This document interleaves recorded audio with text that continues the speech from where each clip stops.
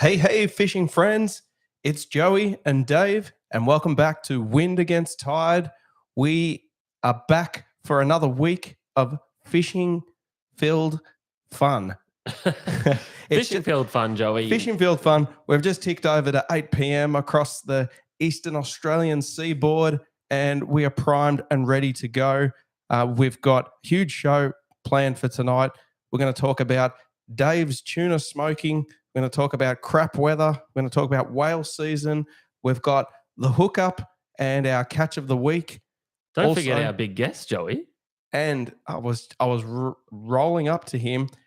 We have joining us Fishin' with Fergy, the man himself, Peter Ferguson.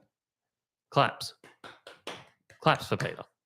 Pretty excited to have Peter on, Joey. Old friend of ours who's doing big things in the fishing industry. Snapper maestro, I think you'd call him. Specializes in the big 20-pound plus snapper.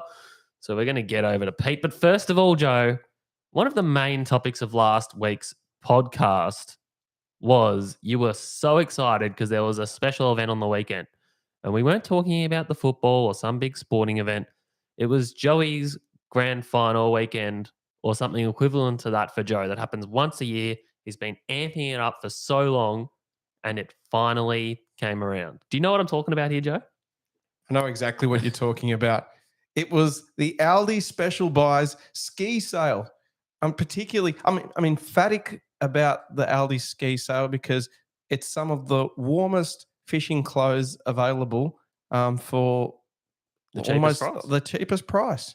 And I FaceTimed Dave from the Aldi ski sale, but I had to practice resistance because after all the hype and all the excitement of having the catalog on my phone and browsing through the prices and making a list of what I wanted to buy, I realized that my Aldi pants, my ski pants, aka offshore pants and jacket, they've been perfectly good for the last 4 years. The quality's too damn good. I didn't have to replace them. But there was a particular item that I was really interested in buying. And as Dave likes to call it, it's the fisherman's phone-addicted gloves. And he's going to show us right there. What are they, Dave? Well, Joey, I think they were like $10. And you were very excitedly FaceTiming me while you were there. And I got to hear the joy in your face when you finally spotted these bad boys. They are Enoch touchscreen glove. There you go. And the deal with these is, guys, that they're going to enable Joey to continue to be a floating media center on the boat in absolute comfort. You know what I said? I said to Joey, these are basically casting gloves, mate. You could use them for casting as well. So they've got so many damn uses. They're probably brilliant. I'll tell you what, before I went to Mauritius, I went and bought myself a pair of Oshia Shimano jigging gloves at $74.99. And I'll tell you what, for $10, Aldi touchscreen phone gloves, $10, you just can't go wrong, even if you use them once. Bloody beautiful. We actually had a few messages from people that got on board the Aldi fishing gear sale, and they were very pleased that you'd give them the heads up, Joe. So you've done a big community service. I actually got some pants for my little boy as well. So we're all sorted, ready to rumble. Yeah. Until next year. That's it. Until next year. It's once a year. Now, we had our big tuna capture a few weeks ago, and just wanted to say we're still feasting on that bad boy. We've had so many beautiful recipes going on between all the people we've distributed food to. We've had canned tuna. We've had tuna bakes. We've had seared tuna. And over the weekend, I finally got a bit of time to do a bit of smoking. So, oh man, this was so tasty. Yes. And you were sending me pictures. For once, I shouldn't say for once, Dave absolutely... once, I heard that. He totally out-master chefed me because I too also tried to barbecue some tuna on the Weber, and I absolutely ruined mine. But Dave managed to fire up his big half drum smoker, and he smoked some tuna. And some of the photos he was sending, I get it, Dave. Hot smoked tuna, and he just had this beautiful glaze over it. Dave, get that up on the screen for everybody watching right now. Hold your horses. I'll get her up. Okay. There you go, Joey. Look at that. So you've selected... Well, I'll quickly run you through how how it's done. Run me through it, please. So I've got a 44-gallon drum smoker I've built, which is 2 smokers. I got a little video of it there. I'll put it on in a second. So you get your hunks of bluefin. The absolute best cut for smoking is the fatty belly cut, Joe. And always try and keep the skin on because that keeps all the moisture in. So I literally just And there was a bit of a method that you did that. You kept the skin on when you were taking the loins off the fish and you were placing its skin down in the very cool esky, right? Yeah, well, the best way to store these big hunks of meat without filling your freezer and upsetting your significant other with tuna stench is to get an esky, lay some some bags of ice on the bottom, and then you lay your tuna skin down on top of that. So as the ice melts, no water touches the skin of the tuna. It stays very cool. So that's how I stored the tuna belly until I could get around to actually cooking it, Joe.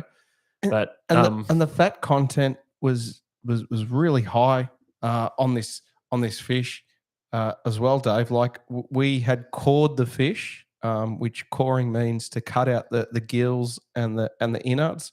So we were more than happy to keep them separated from the fish when we caught it, and we packed it full of ice so that the blood had completely drained from that belly part.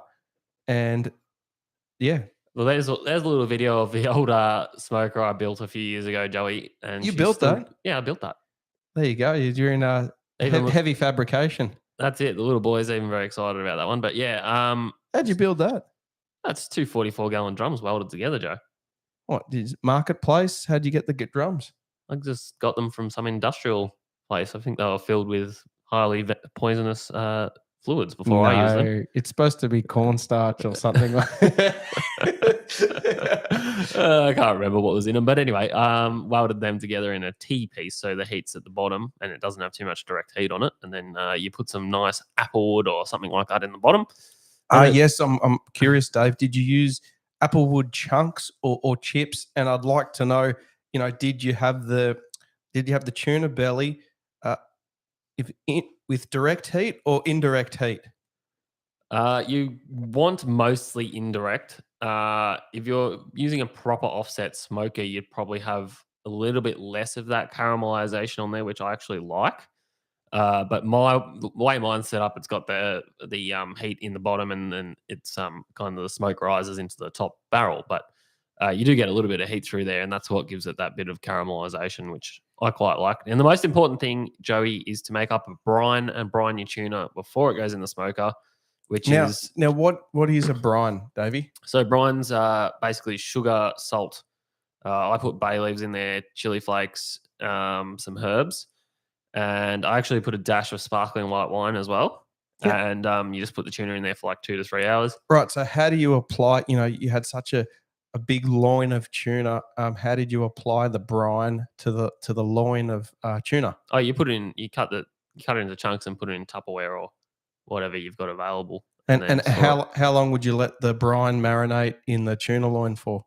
2 to 3 hours, Joe, as stated.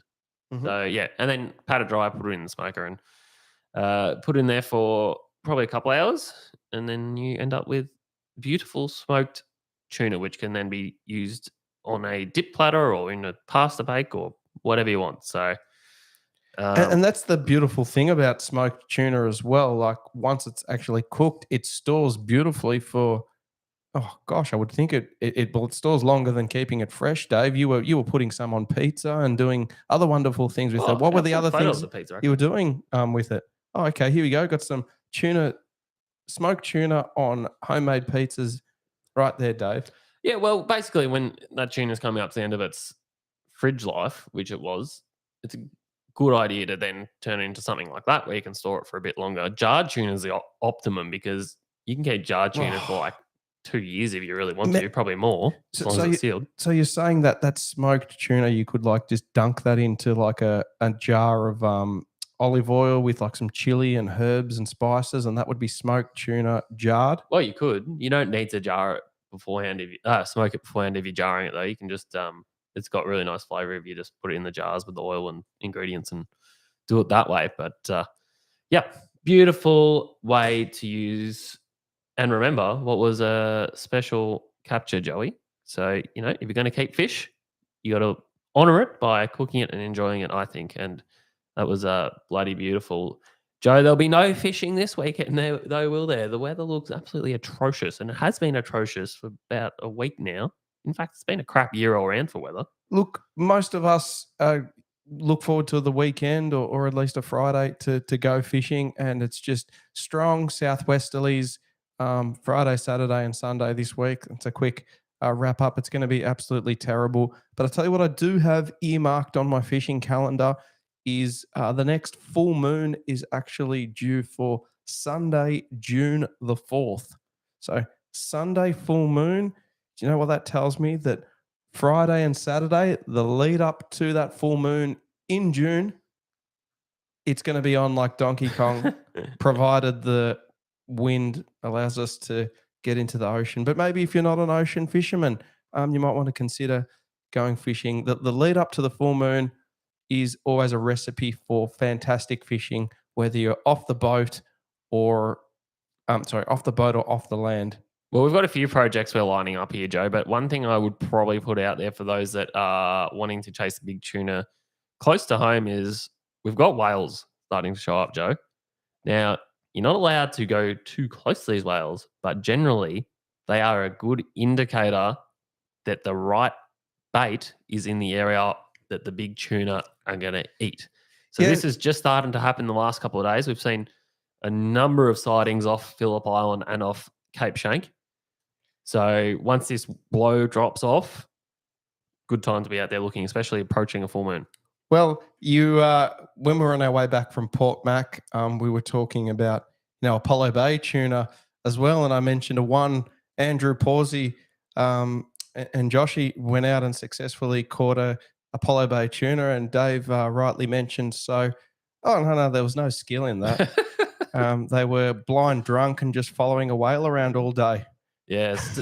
Not everyone might know who Pawsey is, Joe. We should mention, well, they probably do, Andrew Pawsey of Fishin' Trip fame, one of the first big fishing TV shows of all time. He's a secret celebrity, by the way. And Paws was on there, and it was Pawsey Sings was the segment he was most well known for, where he basically sung like a drunk, probably was drunk, very badly, and people lapped that up. So we're still talking to the old boy. He's very funny. And Joe's reminiscing there about a trip to Apollo Bay many years ago where him and Josh and I think it was just them on the boat. Might have been someone else. But anyway. They didn't know any better. They got their first barrel, Joe, and basically they just drove. The way Pawsey put it is they just drove along behind this whale and followed it around, probably inebriated, until a deep diving lure took off. Fish pretty much choked on it. They wound it to the boat and they stumbled their way back to the ramp. And actually, Joshy was feeling pretty happy with himself and proceeded to tell everyone else using the gantry to hurry up so that he could weigh his barrel.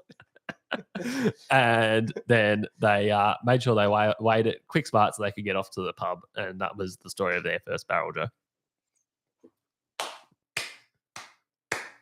On a slow clap, and that's just fantastic.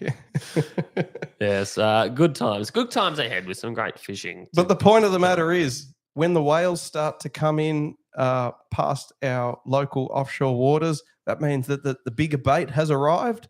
And usually what follows the big whales is herds and herds of dolphins and hopefully some gannets, which means they're on the bigger bait and the barrels are usually eating the bigger bait. And that is just recipe for success. Yes, good signs ahead, Joe. Without further ado, I would like to give tonight's guest a call, Joe. Let's do it. I'll get him on the phone now. So we've got Peter Ferguson coming online tonight, everyone. Fishing with Fergy. Of Fishing with Fergy fame. Hi, there you go. Peter, how are you, my friend? It's great to have you on the show finally. Thanks a lot, Dave. Thanks, Joey, for having me, guys. Pete. Thanks for coming. What's going on, Joey? The Apprentice?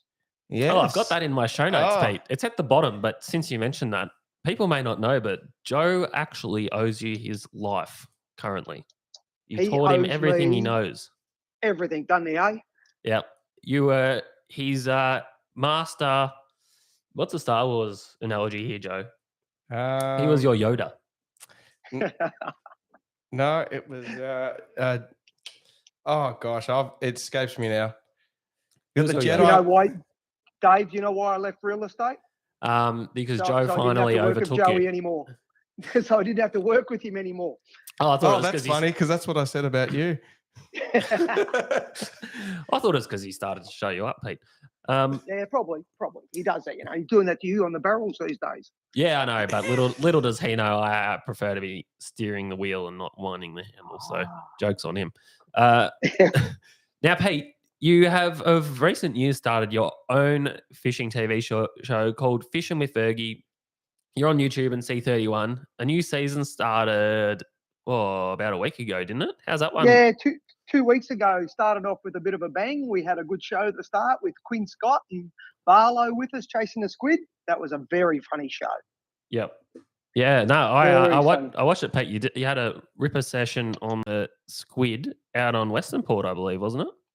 Yeah, in the old North Arm, Dave, the 5K radius I had from Yoringa for many years. Yes, we used to joke, did 90% of your fishing within that Yoringa region. Back when you had your boat in the dry dock at Yoringa, and you really nailed that whole area, extracted all you could out of it. Now you're moving further afield, Pete, catching various types of fish. But we've got some video running while we're talking to you here on everyone's screens, and it's undeniable that your favorite fish, in my opinion, it's red. It's got a bumpy nose. I think it might be a snapper. Am I correct in thinking that? Yeah, I think you're pretty right, Dave. That is something I am heavily addicted to, isn't it? So why do you like snapper fishing so much, Pete? What draws you to it? Dave, as you know, you chase them as well. It's just that challenge, Dave. I started catching them in winter. Remember, that's when I used to chase them. Yep. I couldn't catch a fish in November to save myself, but I could catch them in July. Yep. But I just love the chase, Dave. Drive away from the schools of school fish. I trust my electronics, mate. I go there, 3-4 kilo fish, and I go looking. There's nothing more rewarding than when you sound that 2 or 3 big arches and you get an 8 kilo plus fish in the boat. Yeah. So to put it into perspective, how many fish over the 20-pound mark have you caught in your career so far now? Because you're starting to rack them up. 5. 5. Yeah, and without bragging type stuff, because we target, we probably have, I don't know, Dave, probably another 40 plus fish over that 8 kilos on top of that as well. Yep. It's just what we chase. Well, we love it. It's not bragging. You actually, once it clicks into November, like you are actively, many in the time to chase them weekly. Like, yeah, how many 100%, times a week would you go? Say November to December, which usually is the prime months. 2 days a week, mate. If I worked 5, I had 2 days a week on the snapper. And 90% of that's Port Welsh pool, isn't it? Yeah, these days, Dave, the last probably 8 years has been more Port Welsh pool than Western Port, although this last 12 months, probably because fuel's $2 a bloody litre, I've really fallen back in love with Western Port. Yep. And that waterway does owe me a 20-pound snapper. There's no ifs or buts. It owes me. Yeah, I just can't get it in Western Port. You and the rest of us, mate. Oh, I know, mate. Look, I know, but it is what it is. I'm just going to throw a question to Dave and Pete. Do you remember? Look, I know that the tea tree snapper fishing is sort of finished, but can you guys remember a 20-pounder from last season that was caught at a Western Port? Western Port? Oh, there was a few. Yeah. Yeah, last season there was a few. Yeah. There was a few. I couldn't tell you exactly who, but there usually it was 1, 2, 3, 4. Like I just feel like we used to get more of them maybe 10 years ago. Yeah, we did used to get more, but Winger and all that killed them all. So now there's none left. What I reckon's happened in Western Port predominantly, guys, in the last probably 2 years, we've had such a shitty season for the weather. The water temperature gets up to 16 and a half degrees. We're getting excited. It's about to go on like Donkey Kong. Next thing, bang, it's 13 degrees again. Yeah. That weather, the weather is up and down all over the place, isn't it? So the water temperature rises and falls. The fish switch on, switch off. And next thing they do their spawning and the season's over. Yeah. Well, I remember last year I was out at Coronel and there was whole trees floating past me with all the freshwater runoff. Yeah, it's just so hot and cold. And Walshpool was a bit the same. Last season was, it was hard. Not many people got on the water, or at least two, because the weather was so crazy, Yeah. But you got out, Pete. You got out plenty of times and you made the absolute most of it. Now, what's coming up on this season of Fishing with Fergie? What have you been out filming over the last few months? Well, season two was put together at a very quick rate of knots. We weren't actually going to do much more Channel 31, which is going to concentrate on YouTube. But I had a chat with Channel 31 about a month ago, and they've asked me for more shows because they told me the show was actually still rating in their top 20 shows on the channel, Dave, on Channel 31 full stop. And that blew me away.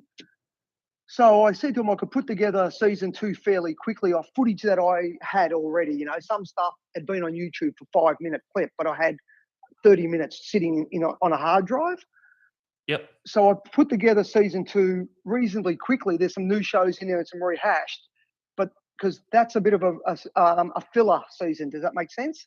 Yeah, so you're using footage that you didn't originally film and intending to put on C31. Exactly, because they asked me for it, but because that's my infill for them, they needed something. But season 3, Dave, is what is about to start filming for me. Yep. We're putting a lot into it. I've got new motor going on the boat next week. I've got some really good new sponsors on board. We're going out for a much bigger format, and all the sponsors are kicking in too. We've got some massive giveaways for that season. Season 3 is going to be huge, Dave.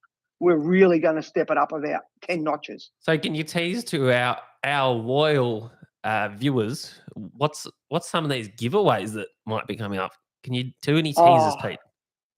Yeah, Dave, there is just lots of product. There's Travel Oven Buddy, the Travel Oven ovens. Your favorite Buddy ovens. Your favorite boat edition, Pete. Always cooking. Mate, I'm into the sandwiches, roast beef rolls. We have everything on the boat, mate. It's grouse. You can't not have one. I prefer to starve my crew into action. So if I find if they're hungry, they get very lethargic and lazy. I find if they're full, they get a bit lethargic and lazy, and they're not operating at an optimum level. So I like to starve them just enough to keep them on edge. But you've got Dr. Food with you, mate.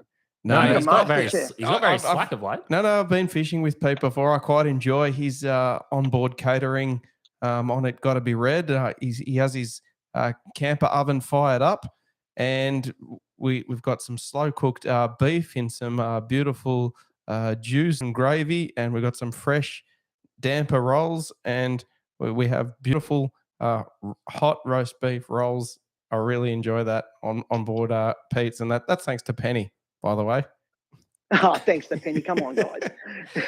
I do all the cooking. But no, so we've just got some big stuff planned for season 3, Dave. But season 2's good. But wait till you see season 3, mate. I said there's a new motor goes on next week, and that's exciting. Oh, and I don't suppose you're going to tell us what that might be. No, I'm happy to let it out of the bag. I have kept it under the wraps a bit. Everyone, get ready. A wind against tide exclusive. Yes. I looked at every brand, as you can imagine, Dave. But what swayed me is going back to the fact I've been well looked after by Cranny Boating for the last 20 years of exceptional service. Suzuki is going on the boat next week. Good choice. Yeah, I thought so. So I've always told everyone, Dave, when I had E-Tex, whatever, when it comes to motors, pick a brand, you got a good dealer to support you, and that's your main thing you need. Yep. Yeah, well, as you know, I've had Suzukis on a few boats and can't fault them at all. They've been extremely reliable. So the Mercury that's on there at the moment, can't fault that either. But yeah, certainly wouldn't have a bad word to say about the Suzuki. So I think you'll be very pleased with that engine, Pete. It should propel you to greatness. Well, it was a very close choice between Suzuki and Merc, Dave. Yeah. Look, I'm kind of curious, Pete. Just out of curiosity, why would you?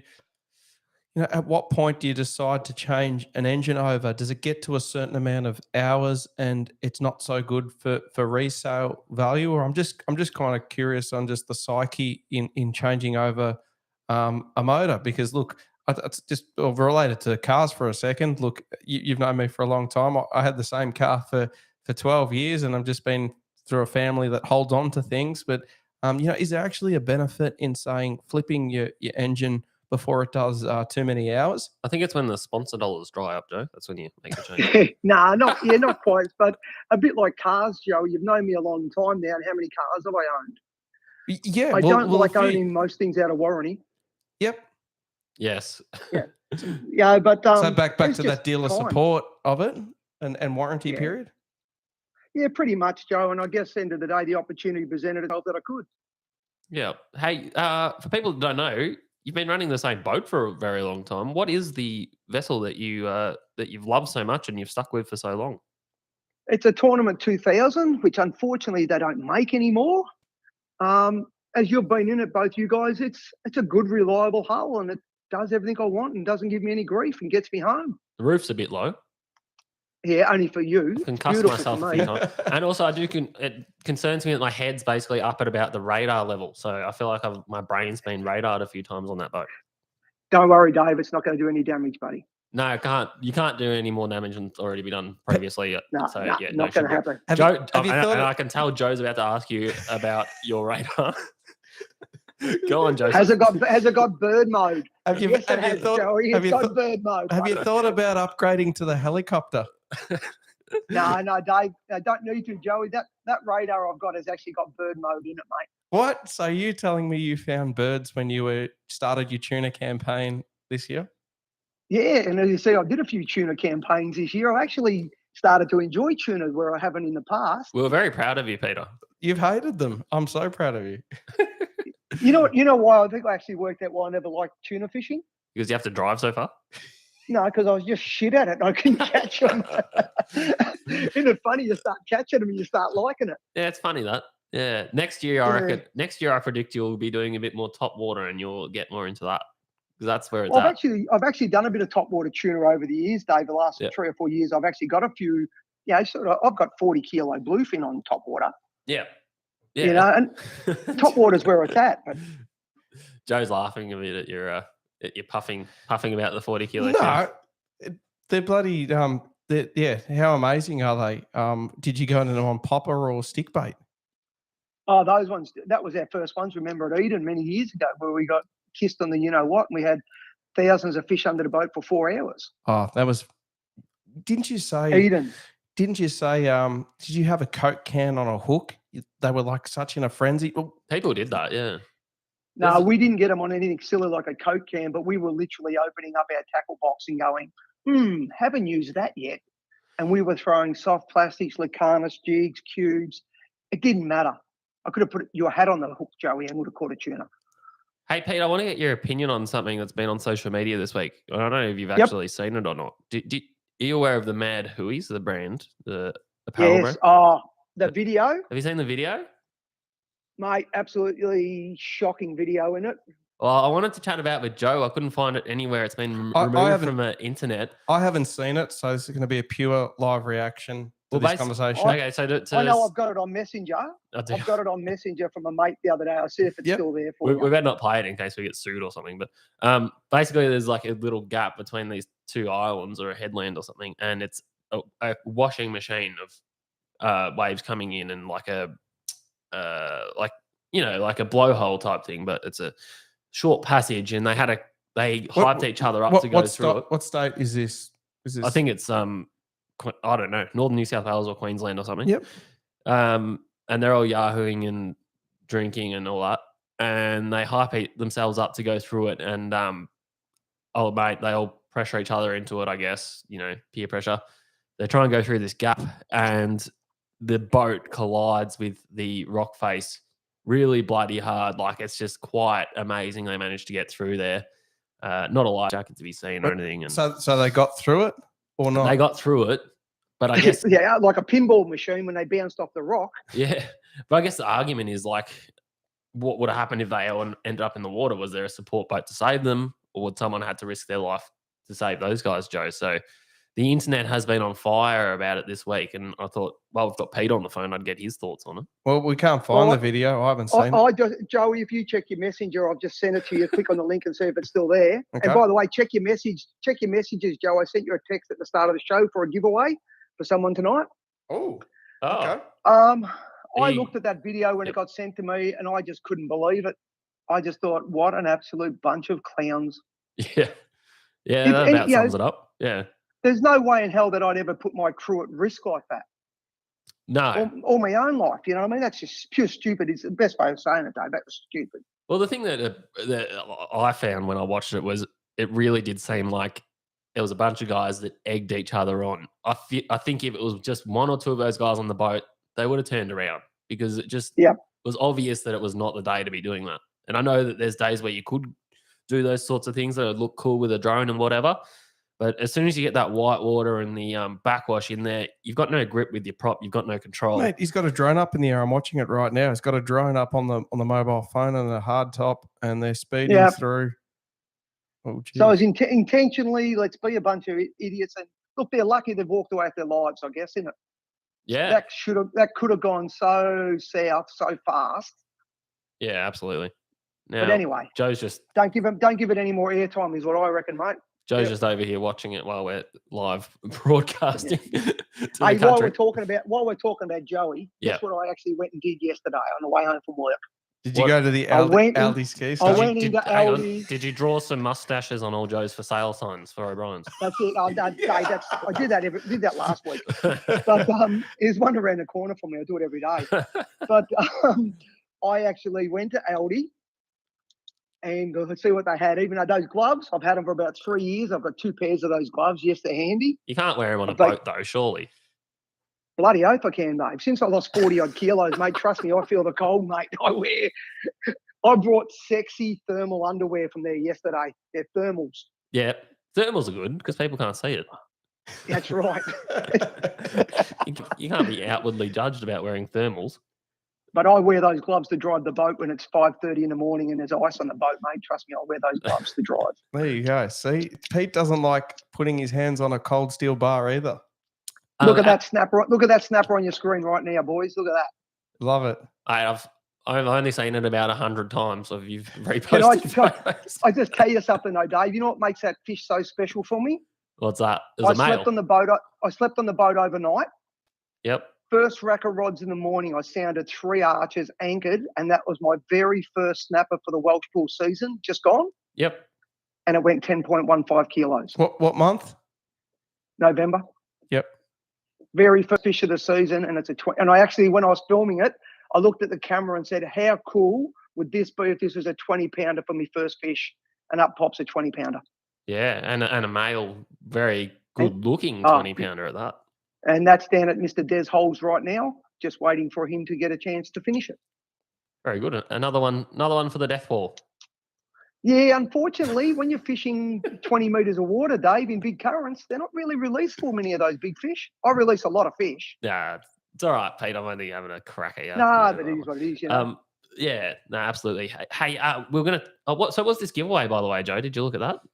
It didn't come through to me, but that's all right. What I got. Oh, yeah, go. What I got, I did some hoodies this year too, Dave. I had some Fishing with Fergy hoodies. Yep. And the AS colour ones, the good quality hoodies, same as you use. Yeah, they're bloody beautiful hoodies, yep. And I've only got a couple left, Dave. I've got medium and I've got extra large. It's the only sizes I've got left out of the run I did. Me and Joe's a medium, I'm an XL. Well, we don't care about you guys. It's all about your viewers, remember? Well, we don't. So you guys can pick at random someone who's made a comment tonight or whatever.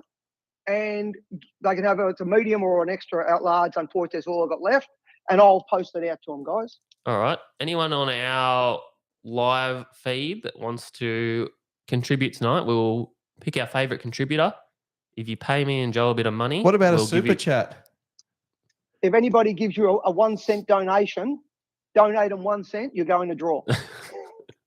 Sounds good. Now, we'll work something out. Whoever, funniest contribution tonight or something like that. Me and Joe are going to pick a couple of winners. You guys just pick it and I'll send it to them, guys. Perfect, no, that's great. Pete. That's really generous of you. Thanks so much, Pete. Now, just flashing up on our... Oh, actually, you throw it to the computer there, Joey. Flashing up on the screen now, Pete, is a poster for a talk you've done recently. But you've been doing some fishing snapper schools, I guess you'd call it, running out of Hastings, I think. How's that been going for you? And how do people go about being a part of that? It's been actually really good, Dave. It was one that was suggested to me having done a lot of the talks for the clubs. And I keep it ideally to a group of between 4 and 6 people maximum. So they're small groups. We do it at the Hastings Club rooms, at the fishing club rooms, and that's a 4-hour. It's a Western Port how-to masterclass type thing. It's classroom based, a bit of PowerPoint. We're tying rigs. We're going through tackle, bait selection, bait presentation, all the 1%ers day. Yeah. And I cover, it's from whiting, squid, snapper, gummies, pretty much everything you're going to catch inside Western Port. Yep. And just helps people accelerate the learning because, mate, something I've done over my whole life with work, I've had, about 1,500 people work for me over the years, and many of them are young kids. I actually get a real buzz out of showing people and helping people learn, and then seeing their success. Why do you think I take Joe fishing? Oh, because it's mate's day. That's why you take Joey fishing. I absolutely understand what you're saying. It's once you've caught a few fish of your own, it's you start to get the thrill out of seeing other people achieve their dreams as well. 100%, David said. Like, I love catching those fish on my own, but the amount of my mates that have got their PBs on that boat, what makes Got to Be Red a special boat for me is the memories. So many of my mates have PB'd their snapper, their biggest gummy, their biggest snapper, flatties, biggest everything on that boat. And many of those mates have got their PBs of 4 or 5 different species now on that boat. Yeah. You know what, Pete, I think about, we had Peter Pacula on a couple of weeks ago, and, a famous of all time lure maker, and some of the things he said about going fishing was sanctuary and catching up with mates. And I think what you've said about your boat there, that's absolutely beautiful. It's good. Well, that's what happened with our trip the other day, Joe. Like, we don't need to go to Port Mac to catch barrels. We can wait till they swim past home, do day trips. But the fact that we were able to go down, catch up with Shane, who we haven't seen in ages, and just have a bloody good time, and we caught the fish we were there for, that made that trip super special, I felt. So it's not always just about catching the biggest fish possible. It's about doing it with mates, and as you said, that sanctuary. People are trying to buy their way into a hoodie here on the live chat. Rob Cartledge and Charlie Fishing chucking some dollars across. And Wild Chicken right at the start of the show. He never misses a beat. Maybe we should be encouraging this. Well, I'll tell you what, guys. I said I've got 3 hoodies left. There's 2 XLs and a medium. They're all yours. Give them away. The three hoodies that can go away tonight. Oh, thanks, Pete. Awesome. And just a quick shout out here to young Mason, who's 12 years old. He loves watching our show, I'm guessing. I wouldn't think that's about Pete, would you, Joe? No. He loves watching our shows, probably both of them. His biggest snapper he caught this season was 9.1 kilos. So well done, Mason. Wow. Well done, Mason. You've got me covered. Well, Dave. Yeah, Dave, I'm going to jump the gun. What's Mason would probably be a medium. Yeah. Oh, give Mason the medium. You've decided, have you? Yeah, but you got the 2 XLs that you guys choose at random. All right, that sounds good, Pete. That sounds like a good deal. It's a bigger snapper than I've caught, so either he's a medium or he'll grow into it. Like a high school blazer. So when's the next masterclass for those that have been listening and are interested I've got one scheduled down, Dave, for June the 17th. Yep. So it's Saturday, and we normally do it from 9 o'clock in the morning to 1 p.m. It's just very hands-on, Dave. And the guys who walk out of that day have all walked out going, wow, we've just learned so much to accelerate fishing. So they can just contact me via Fishing with Fergy on Facebook is the best way. Yep. And what sort of people do you have come to attend those sort of classes? Are they people that have fished for a long time or fished for not so much of a time, Pete? It's a bit of a blend, Dave, Joe. There's a bit of a blend in there. Like last one I did a couple of weeks ago, one guy messaged me afterwards and said, hey, Fergie, I came to that today to be with my mate. My mate really needed the help. I've fished Western Port for 15 years. I came along to be with my mate, but I actually got more out of today than he got out of it. Yep. Yeah. And I'm like, well, that's cool shit. Yeah. Well, yeah, that's got to be pretty satisfying for you. Oh, mate, and these guys, they send me messages a month later. Look what I just caught today. That's awesome. I love it. Yeah, that feedback's bloody awesome. And you do some giveaways at these talk days, don't you? Or have I just made that up? I think you usually do. No, we do. I normally have because I've got a pretty good association with Frog for years, and they support me well. I have some Frogly giveaways for the people that attend, and the guys are complete angler and dandy. George and Donya, they've been brilliant. Obviously, they're great supporters of mine, and they're great tackle shop. Fantastic blokes.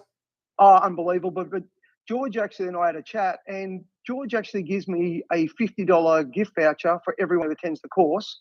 That's got no strings attached. If they go in and spend $50.01. Well, it's cost them 1 cent. Yeah. You know, it's unlimited. Haven't got no bullshit involved. You know, so everyone attends gets a $50 voucher as well. Awesome. So okay, so sorry, what was the date? Later next month. I think you say 17th? June 17th. But I'm 17th. fairly flexible on them, Dave. If I got a group of 3 or 4 guys that want to book a day, I just book it into the schedule. You know, Yeah. because I don't need a large group. I don't want a large group. No, because you want it to be personalised. Yeah, understand. I do, and I've got you booked in for June 17, mate. You can attend free of charge. I look forward to it. But I do believe I did invent Port Welsh Pool long before you were there, my friend. So you can thank me for that one. Oh, 100%. I still remember the day you and Adrian came and fished right near me and caught stuff all. Oh, Yes. wait, your memory seems a bit foggy. Are you feeling all right, Peter? Very good. Hey, Pete, I've got a question for you. One of my favourite episodes of fishing with Fergy was you caught some beautiful flathead out of Port Welsh Pool, and you took back the flathead fillets and you went and cooked them down when you were running Croc's Place Centre in the commercial kitchen out the back. And my goodness, you fried up the most beautiful flathead and chips. I just want you to share your flathead and chips recipe with everybody listening. Joey, that's a bit of a secret recipe. That batter, it's really hard to make. You walk into your local Woolies or Coles, and it's like $2.50 for a packet. Sounds difficult. And literally mix that with some beer or some sparkling water. Put it in the fridge for a couple of hours to keep it cold, mate, and that's it. But have that oil nice and hot. How hot?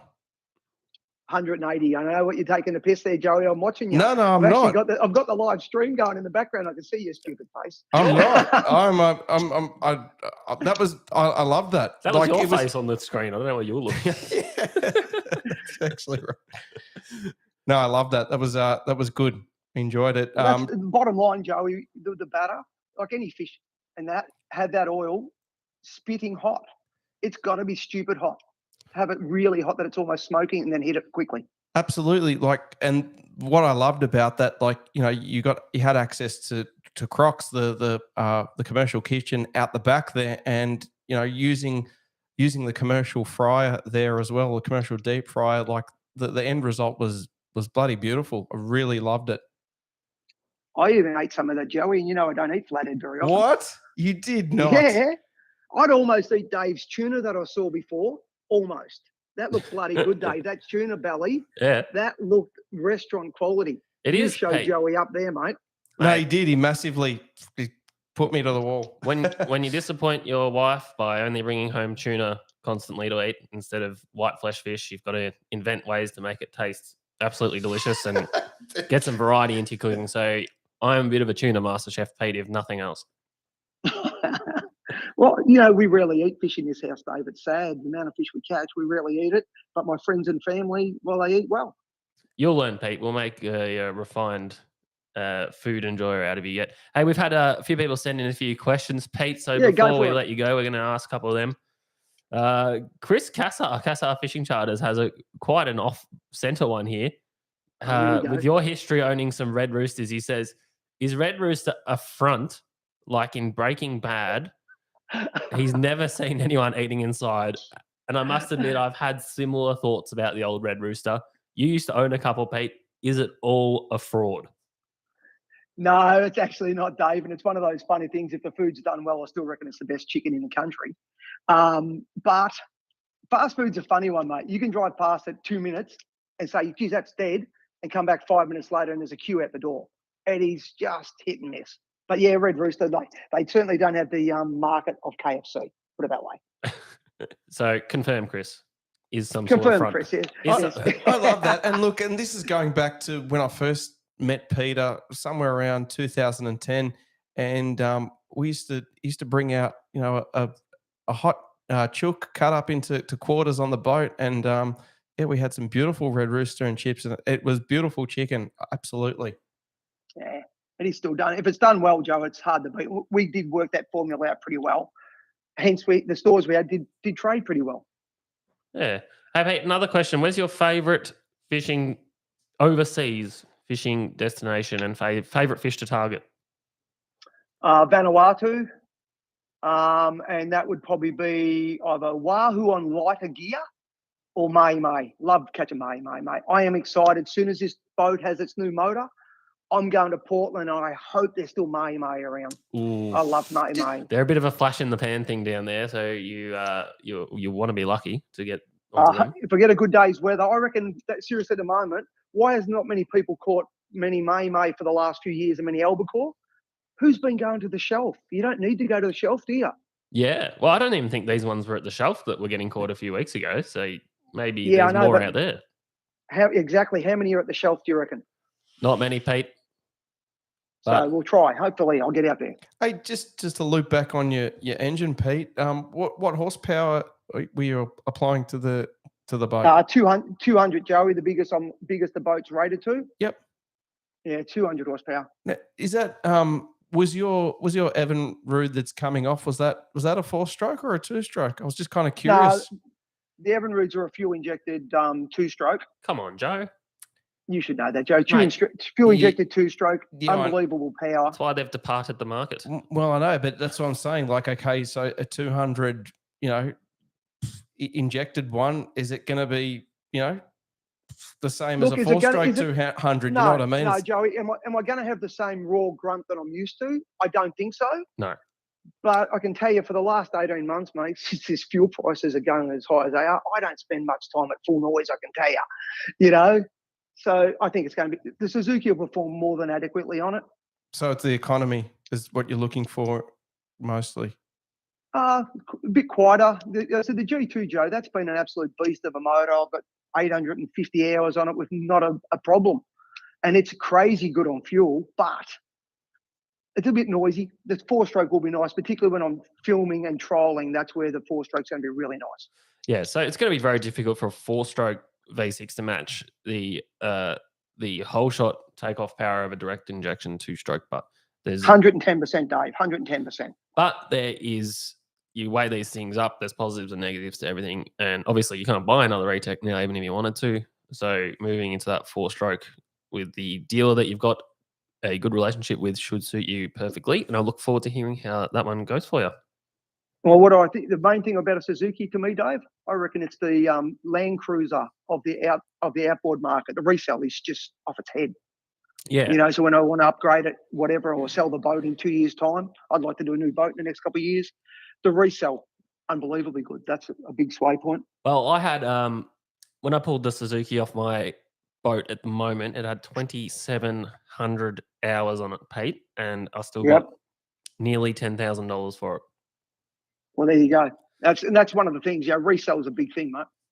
Is there any chance of tournament doing a hard top, Pete? I remember a few years ago you were talking about that. Is that out or?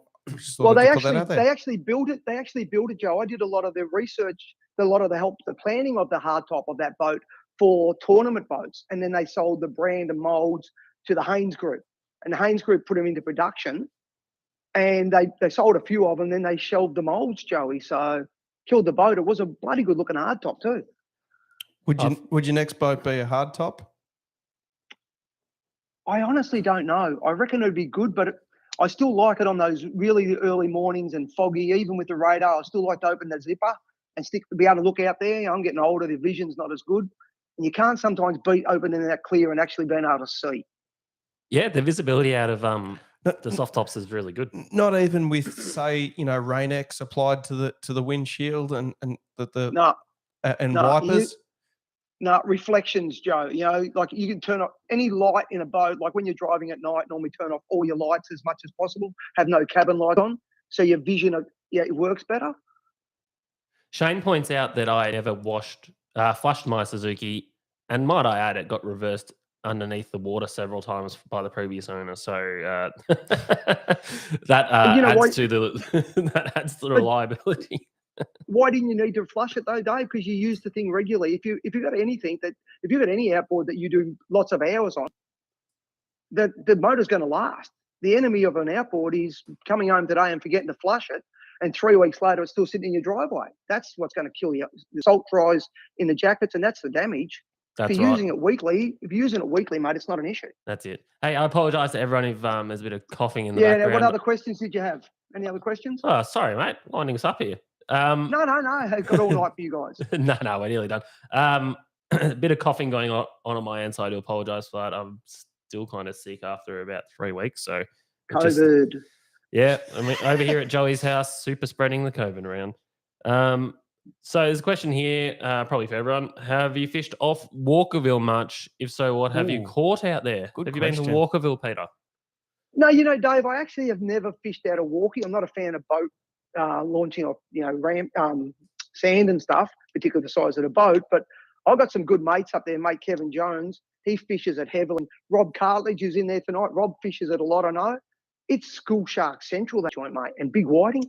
Yeah. But I haven't fished walkie myself. I'm keen to actually go for a trip to walkie. Yeah. Well, I guess because people are a bit put off by the beach launching is partially why it's a bit protected. And I flooded my Honda CRV there with my tinny back in 2011. We launched at Walkerville North, which was the soft sandy beach, and look, it was fine to launch there. We launched on the low tide, but we came back on the high tide, and but it was a toy car, Joe. It was a toy. It wasn't a tow vehicle. I actually, my very first full drive, and which Dave was there that same day too in the brown. Was it the Territory? No, I had my very first car was a Holden Jackaroo. It was actually an HSV, Joe, my first car. And the full drive didn't engage there at Walkerville one day. And she was very close to going underwater. I had to get snatch strapped out of there. It was brown, wasn't it? It was kind of browny. Yeah, I remember the car. So, yeah, we've had some good times there. But actually, overall, Pete, it's a pretty easy beach launch by beach launch standards. And now that we're actually not as stupid as we used to be, it's pretty easy. Well, there's Walkerville North, which is closer to the rock, and there's Walkerville South by the caravan park, which is between the two rocks there, and it seems to be a little bit better. Yes. To launch from there. Now, we were sent a video just a couple of days ago from Walkerville of tuna busting absolutely everywhere. So there's heaps of tuna down there at the moment. So good fishing down that way. Kingfish as well. The tuna have moved there. It's good. Yeah. Huge bust ups. We had Kev Bahadja put up on his Instagram. We had it was just white water frothing of tuna. He got 15 fish in one day or something. What a crazy session on top water. Him and Lee Rayner, I believe. Yeah. And last year the big fish were caught down there off Cape Lib Trap as well. So undiscovered fishery down that way, Pete. Yeah, it is. But walkie, the funny thing about walking, I can be at Welsh Pool and I'll have a crazy day. We'll get 10 or 12 gummies and think, what a great day. And I've got no schoolies. And I've got a mate fishing out of Walkerville and he'll get 9 schoolies and 1 gummy. Yeah. It's something about Walkerville. It is just, and they're all 15 to 25 kilo schoolies. That's right. Oh, we're getting in trouble from the locals here. We'll move on from Walkerville. Okay. Here's one for... Shut up about it. Here's one for Joey. Pete, sorry, this one's just for Joey. Have you heard of Stormline Wet Waters, Joe, the ultimate game fishing apparel? That's Jonah Yick. I think he's trying to get a plug in on our show, actually. Stormline, I have heard of them, but... You'd have to be an idiot to be paying full price for brand names. Oh, look... Yeah. But some people are just brand whores, Dave. You know what it's like. Some people just like the image, don't they? They want that logo and I bet you Jonah wears Nike shoes or something too, or the old Adidas with the 3 stripes down the side. Look, Jonah won't mind me saying this, but he's extremely pretentious, intentionally so. So yeah, there's no doubt about that one. I think that's all the questions we've got. No other questions there, guys? For the moment. One last question. Peter Ferguson, what is your standard McDonald's order? Pretty much, I don't go to McDonald's. Sorry, I'll lie. Yeah. The chocolate ice cream cone. That's about it. All I care for McDonald's. A dessert man. Oh, and hey, Pete, were you like me? I jumped on the website and I just needed to get the McDonald's link to all the McDonald's that are actually serving. That's it. Joey, I'm serious. I don't eat much these days because I can't eat much since I had a weight loss surgery thing. But one night, Penny and I drove around. I think we went to 4 McDonald's before we found the one that actually had chocolate ice cream. We were driving out because I wanted it. Joe's done that. 100% Joe. Yeah, but I checked the website before I drove. So did I. In the UK, you can actually download the McDonald's app and it tells you which ice cream machines are getting cleaned at the moment and which aren't. Yeah, like when you pull into the drive-thru and they go, "Sorry, the ice cream machine is broken." Yeah, that's it. Or it's just, sorry, it's getting cleaned at the moment. Like, how's that for customer experience? 15 cars in front of you, 15 cars behind you, and you're stuck there. All right, this is getting out of control. Hey, Anyway, we're going to let you go. 17th of June, you've got another Fergy lesson day. People, get in contact with Peter. And Fishing with Fergie season 3. Season 2 on air. Two? Season 2 on air every Tuesday night at the moment at 7:30 on Channel 31, and I do put those on YouTube as well for people who aren't in Melbourne. And Pete, best way to get in touch with you at Fishing with Fergie? Or, Yeah, Fishing Peter with Ferguson Fergie. at onlyfans.com. No, you don't want that image, Dave. Please, you don't want that image anywhere. But no, guys, it's been a lot of fun being on. Thanks for having me, and give those 2 XL hoodies off to someone in the young guy that we gave a medium to. Get his details, send them through to me, and I'll get them posted to him. Certainly will. There's still time for people to give us money. We liked that precedent that people were setting earlier, so continue with that, everyone. You've raised more money tonight than you've ever raised in a podcast. Yeah, 100%, Pete. We'll have to get you back on. Should have known having you on it'd be lucrative. Yes, that's it. Thanks, mate. We love your work. We'll catch you soon. Thanks so much, Pete. Thanks, Appreciate it. Bye. Joey. Oh, we've had quite a lot of people on the live feed today, and it's been great to have a chat to you all. Peter was a wonderful guest, and like we said, if you want to check out what Pete's been doing, then get on board with that. Love it. And we do have some Fishing with Fergie hoodies to give away. So that is also very exciting. That's it. Now, I think what we could do now, Joey, is move on over to our reports section, and we'll have a look at what's been here going we go. on there. Hey!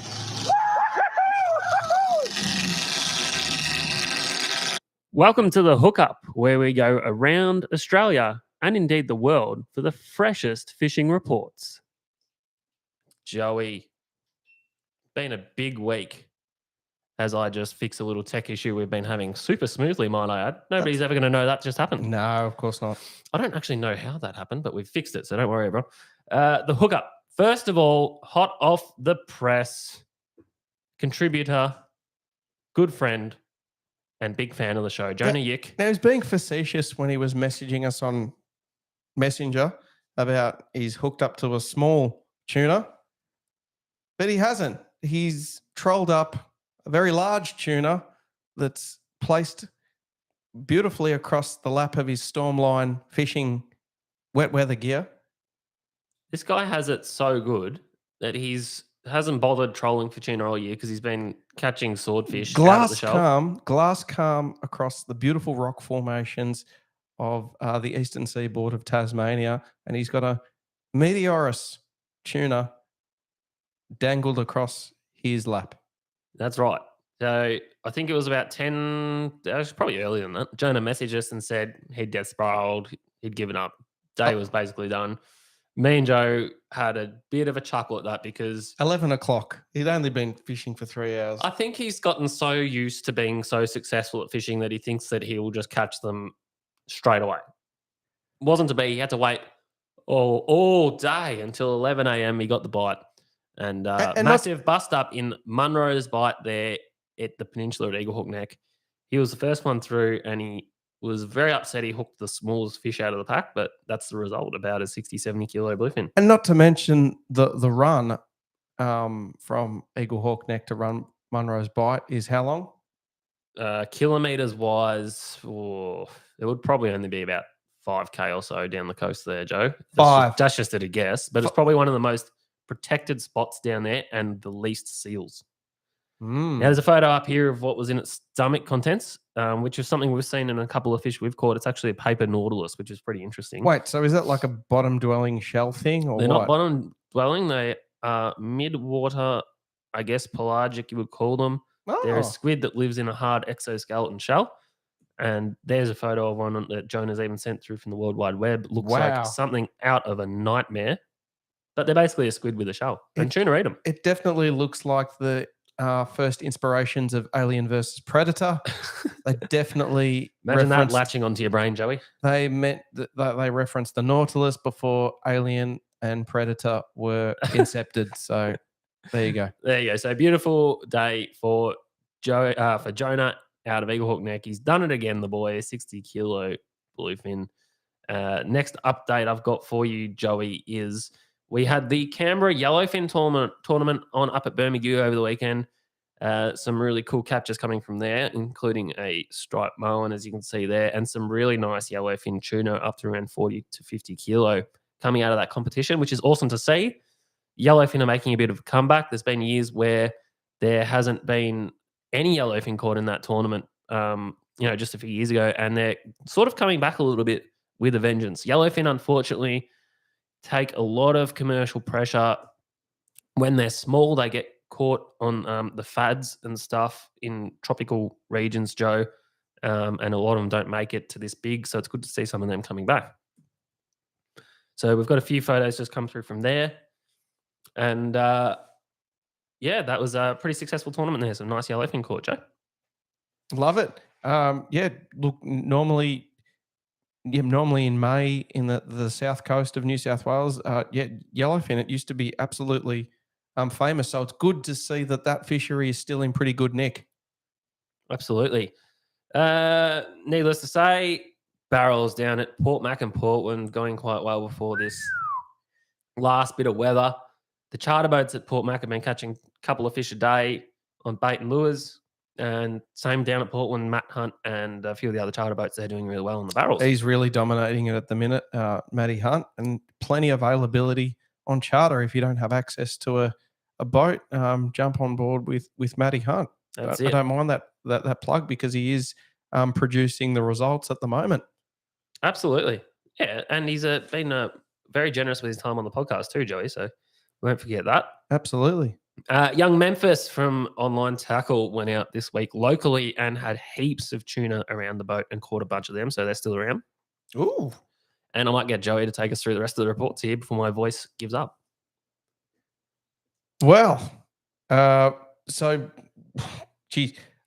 also, look, this time of the year, Black Rock in the inner reefs there off Black Rocks are producing pinkies.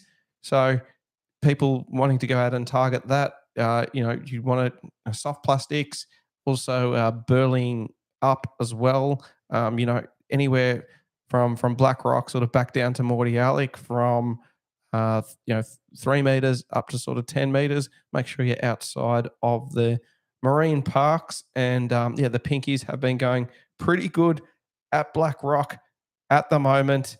And also the Parham Beat and the Goulburn still going absolutely great for trout, and some nice Chinook salmon still being Chinook salmons being caught down at those crater lakes, Bull and Mary and Parham Beat. So they're still going, and yeah. There you go, Joey. Sorry to throw you under the pump there, but still battling with my voice at the moment, and it's that's all right, old boy. Starting to run out. You've got a catch of the week for us this week. We're going to hit that button again. Our good mate Suraj is in the house. King Kong, Donkey Kong, mate. Look. I'm looking at it, Suraj, and what we're looking at on the screen right now, it's from good mate Jean-Pierre Pigeot from Mauritius. He fishes off his boat at 50-50 from Albion, and he caught an 88-kilo dogtooth tuna from the Sudan bank this week. Absolute monster of a fish. They were jigging in 200 meters of water for queen snapper, and after 3 turns of the reel, he said bang. It was a 1-hour fight on jigging tackle, and they hauled in this absolute huge dogtooth tuna. I want to go back to Mauritius, and I definitely want to catch dogtooth tuna. I'd be happy with over 50 kilos. 50 I'd be happy with. That's a nice capture, Joey. And I've also even pressured him to say, when would be the best time to go fishing. Very nonchalantly says all time of the year is good for Sudan bank for dogtooth, but and my cousin does tell me that the bite does seem to be better for the doggies around the new moon phase. I do believe that the moon phases can provoke certain species for fishing. I'm a strong believer of that. That's why I'm telling you, Dave, June the 4th, if the weather's good, that's a Sunday. We should be looking at going fishing on the Friday and Saturday. That is my Joey's tip Thanks, for the Joey. week. Bit of blokes on tuna in that pick, by the way. Yeah, absolutely. Joe, you got pretty mad during the week. Something really ground your gears, and I didn't expect for this thing to be the thing that tipped you over the edge, but it did. Do you want to remind us? It really did. We now go to Peter Griffin for You Know What Really Grinds My Gears. Thanks, Tom. You know what really grinds my gears? I just want to put that out there to people. I just want to put that out there. I don't know how many people, we've got 47 people in the chat room now. How many people have watched the ocean documentary on Netflix called Seaspiracy? Hands up, everyone. Hands up. Watch Seaspiracy. The part Virtual of, hands up, everyone. the part of the documentary that I wish to put out there and challenge, Atlantic salmon fishing. How bad is it actually for the environment? In Australia, most of the salmon fishing, Atlantic salmon fishing, it's done artificially in salmon leases or pens down in Tasmania.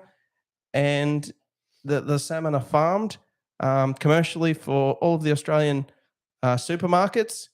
And last weekend, there was quite a protest in Tasmania saying that the salmon fishing was ruining the environment. And we're just going to put that on the screen right now, Dave. We are. This is We've got the energy, we've got the power in Tasmania, we've got the community connection, and I feel excited about the next 2 years. Short but sweet, Joe. Yep. Have you got the other picture there? Of I do. The salmon fishing. So there's a full crowd there gathered to. They're getting mad.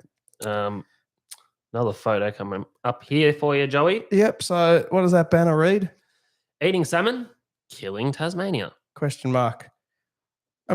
Look, it's ground my gears this week. Okay, so this is just a complete live reaction. I'm not an expert on this issue at all, but obviously salmon fishing, is there such thing as a sustainable salmon fishery?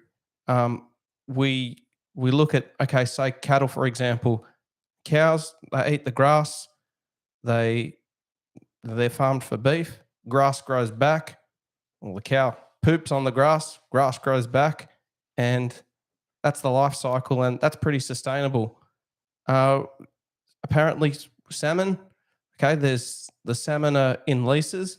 They need to be fed to grow.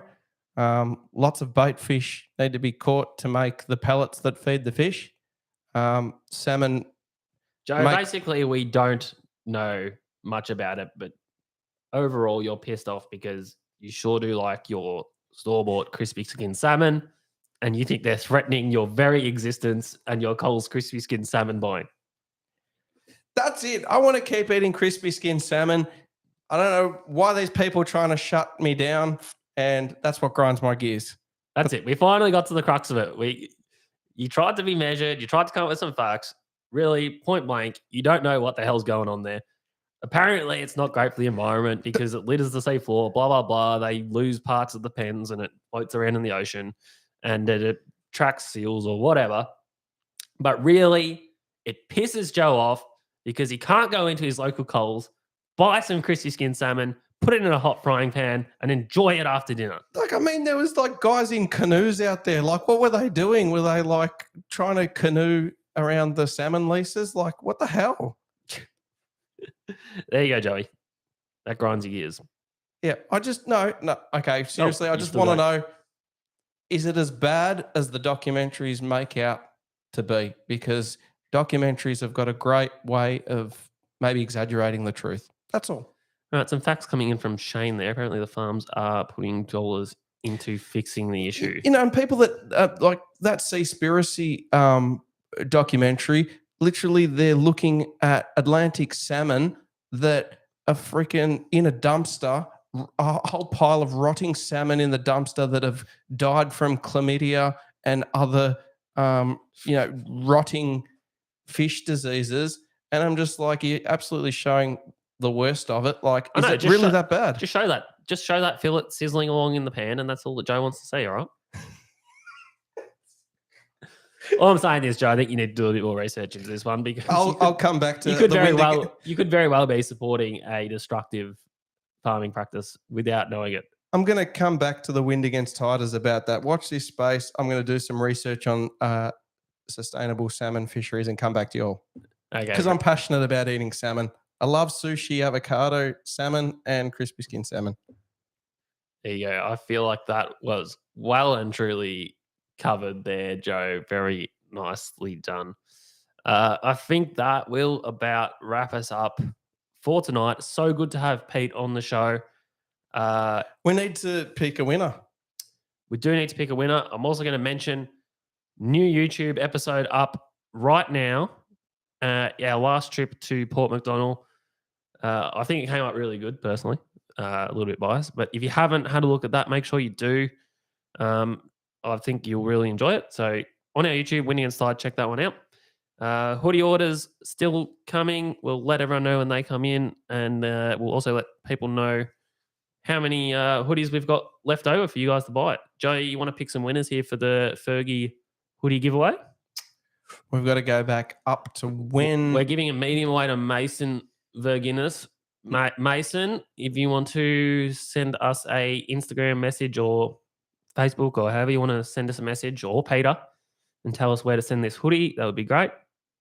We've got to give away 2 more XLs, don't we, Joe? I think Wild Chicken, mate. I think he's been consistent. Wild Chicken. He started the trend, Wild Chicken. So Wild Chicken, mate, we're getting you a Fergie hoodie, and we've got one more. Just padding time so people have time to send through more money. No. Ooh, this is a tricky one, Joey. What are you thinking? We can't give it to Shane because he's. I reckon we need to give it to Rob Cartledge, the Walkerville Dominator himself. Rob Cartledge? Yep. I'm happy with that. Rob's had some great input tonight as well. So we're going to go with Rob Cartledge. Rob Cartledge, Wild Chicken, and Young Mason.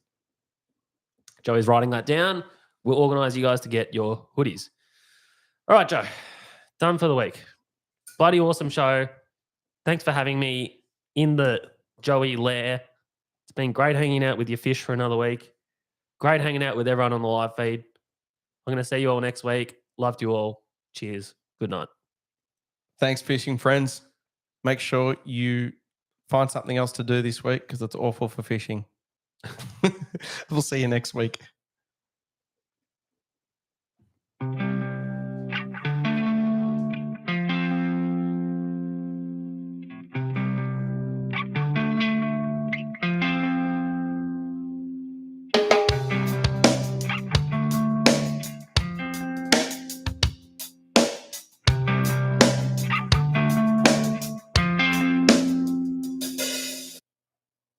Go on. What comment have you got now? No, I love crispy skin salmon. Okay. Good night, everyone.